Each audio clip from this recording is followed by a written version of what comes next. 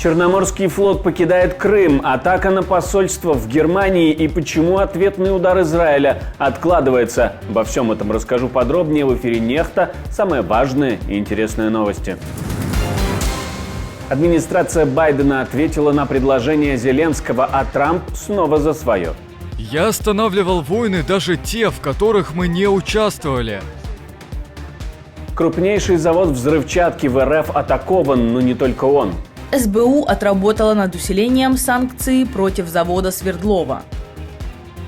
Линия фронта меняется. Ситуация остается сложной. Какая следующая цель оккупантов? Россияне умудрились найти дополнительные ресурсы для проведения этих самых наступательных операций.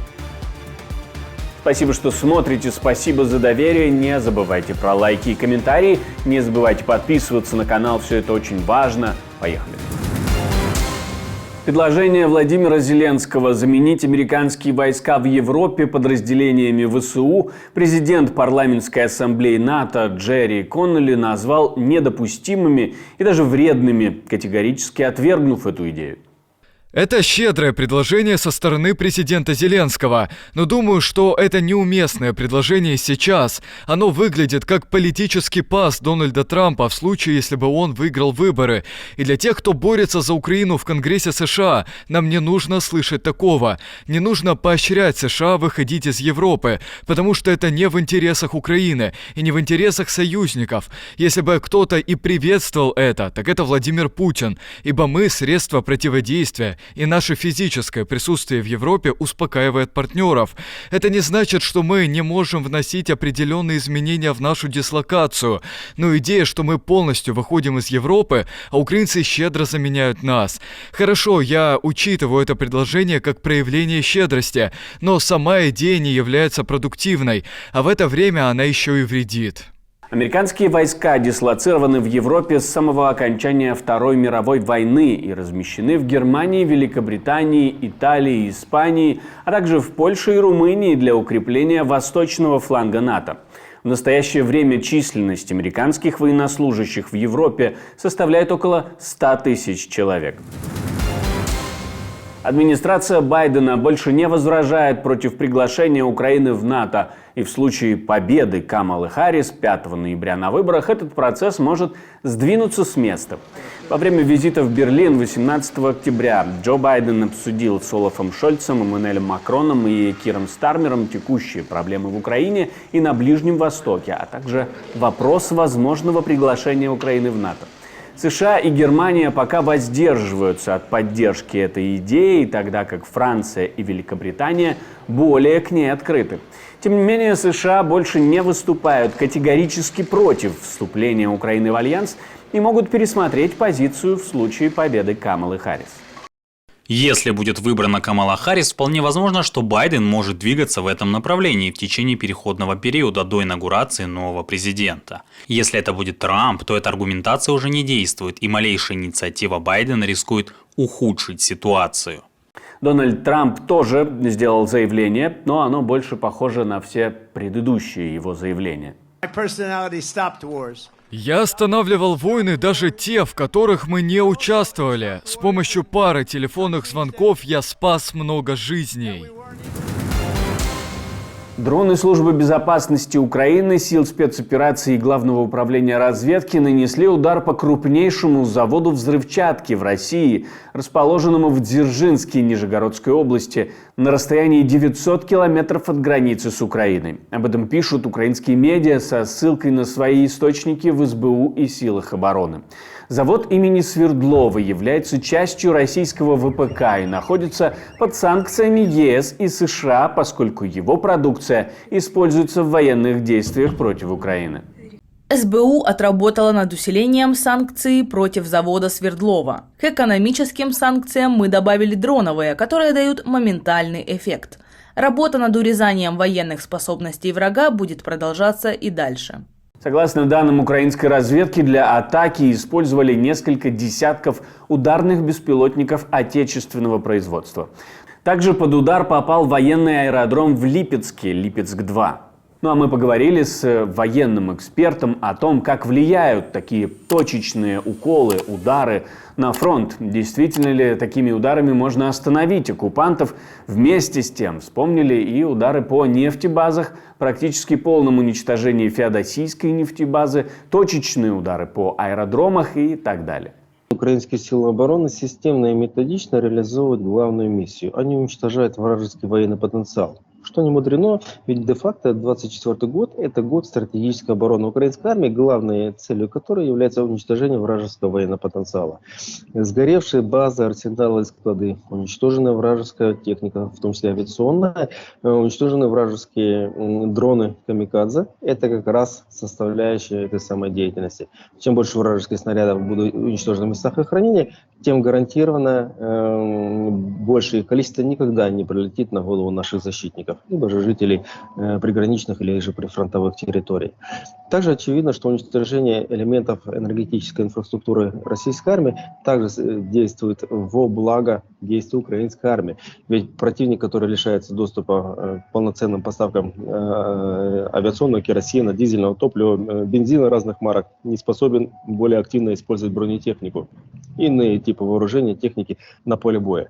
Объектов на территории Крыма, тех самых, которые завязаны на военную инфраструктуру российской армии, очень много. В свое время независимые журналисты-исследователи насчитали на территории временно оккупированного Крымского полуострова 232 такого рода объекта.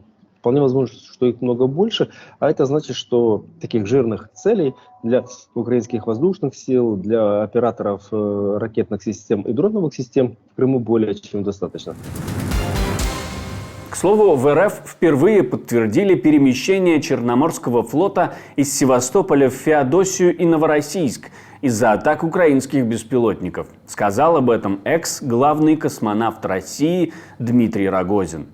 Если еще раз возвратиться к системам вооружений и к тому, какие изменения претерпели в ходе СВО способы боевого применения, то показательный пример – Черноморский флот. Он был вынужден сменить, по сути дела, свою прописку из-за того, что наши большие корабли стали просто большими мишенями для безэкипажных катеров противника.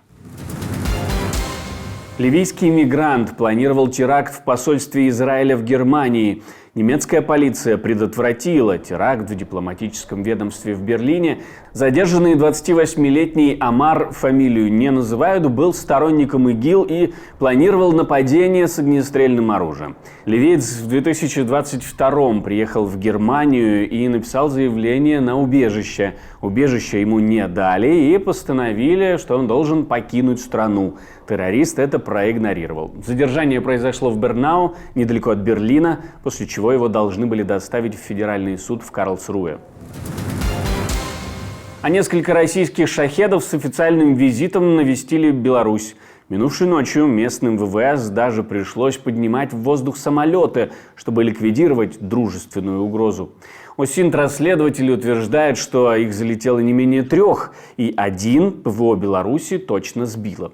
Сообщают, что первый шахед пересек границу Беларуси через Камарин около 0:38 и улетел на Припять. Второй дрон зашел из Житомирской области в 1:12 ночи, сменил курс в направлении Мозыря и был сбит белорусским ПВО над Ельским районом в 1:25. Также в небе находился истребитель, вылетевший из Барановичей. По данным ВСУ, 2 дрона улетели в Беларусь и не вернулись. Вторым, вероятно, был дрон, замеченный на севере Киевской области. Но, как говорил Лукашенко, несколько случаев таких было и со стороны России, и со стороны Украины. Много мы сбиваем, мы не смотрим, это российские или украинские.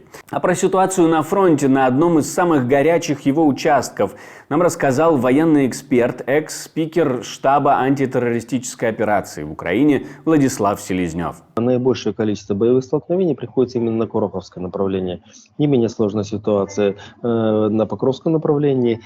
Кризисного уровня развивается ситуация в районе Селидового и Торецка. И если Селидово фактически находится в полуокружении, противник продолжает давить по флангам, то в Торецке происходят фронтальные удары. То есть фактически российские военные идут на пролом. Да, они несут огромные потери, но тем не менее пусть тактического уровня, но продвижение имеет место быть. Ситуация крайне сложная, и в принципе разрешение этой ситуации напрямую зависит от ресурсных возможностей украинской армии. Я не тешу себе иллюзиями. Украинская армия также истощена, как и российская армия, но тем не менее российский генеральный штаб изыскал возможности для того, чтобы спустя 12 месяцев после начала полномасштабных наступательных действий продолжать те самые атаки. В свое время украинский генерал Буданов, руководитель военной разведки, утверждал, что на начало октября всего года у россиян будут выхолощены все их запасы, все ресурсы. Как видим, этого не случилось, и масштабные атаки на разных участках фронта продолжаются. Это значит, что либо случился просчет в оценках ситуации на поле боя, ресурсных возможностей российской армии со стороны украинской разведки, либо же россияне умудрились найти дополнительные ресурсы для проведения этих самых наступательных операций. США расследуют утечку секретных разведданных о планах Израиля на возможные действия против Ирана, пишет CNN. Документы, подлинность которых подтвердил один из источников издания, появились в интернете 15 и 16 октября и были опубликованы в ряде телеграм-аккаунтов пропалестинского направления. Они имеют гриф «совершенно секретно» и предназначены только для США и их ближайших союзников – Австралии, Канады, Новой Зеландии и Великобритании. Американский чиновник заявил, что инцидент вызывает серьезные опасения по поводу безопасности информации.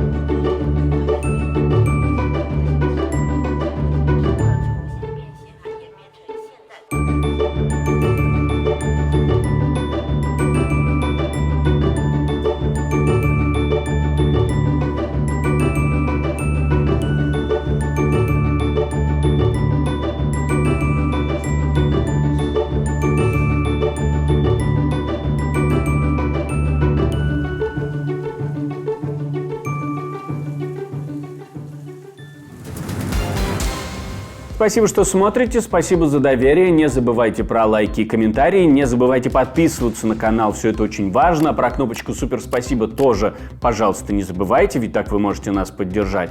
Ну а у меня на этом все, до встречи и хороших вам новостей.